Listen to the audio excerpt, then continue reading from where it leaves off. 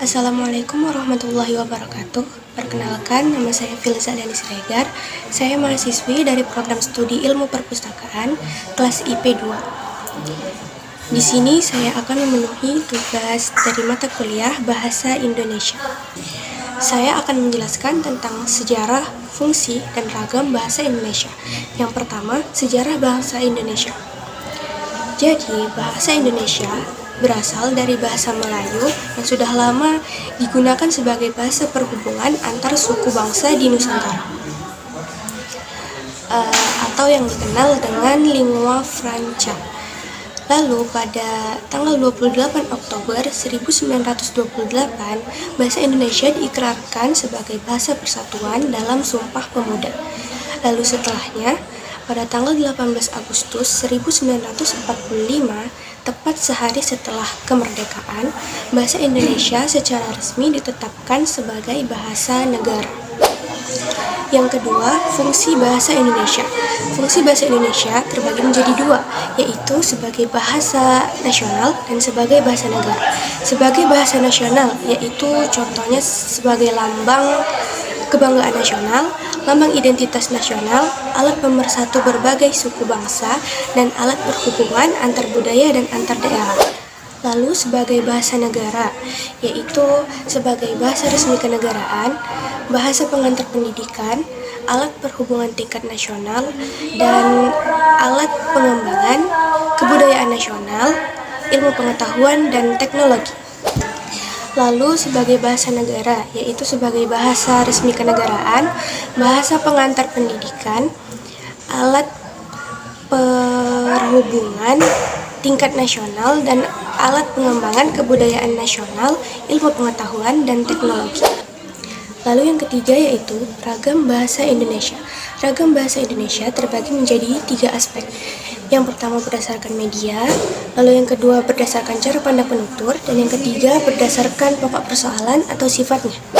Nah, yang pertama yaitu berdasarkan media. Berdasarkan media ini dibagi lagi menjadi 2, yaitu ragam lisan dan ragam tulis.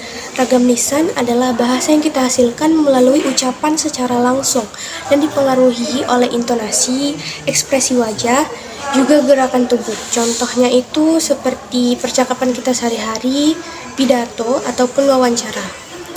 Nah, yang kedua, ragam tulis. Ragam tulis ini bahasa yang dihasilkan dari tulisan kita.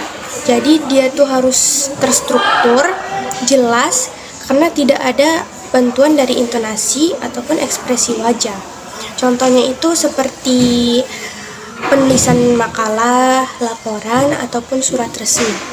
Lalu berdasarkan cara pandang penutur.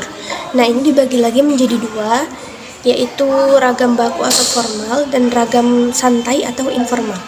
Ragam baku atau formal, ragam ini digunakan saat acara-acara yang bersifat resmi atau formal. Contohnya saat berpidato di depan umum, saat presentasi, ataupun dalam penulisan karya ilmiah.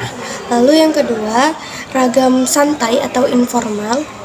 Ragam ini dihasilkan dari percakapan kita sehari-hari yang bersifat santai dan tidak resmi atau tidak formal.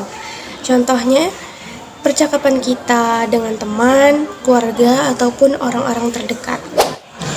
Yang ketiga, yaitu berdasarkan pokok persoalan atau sifatnya. Yang pertama ada ragam ilmiah.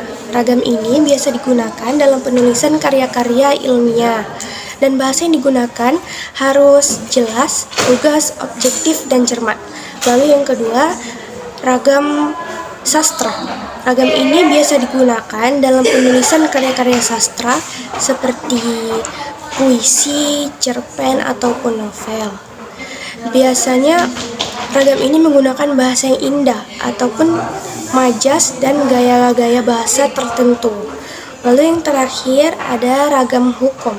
Ragam ini biasa digunakan dalam dokumen-dokumen yang berhubungan dengan hukum.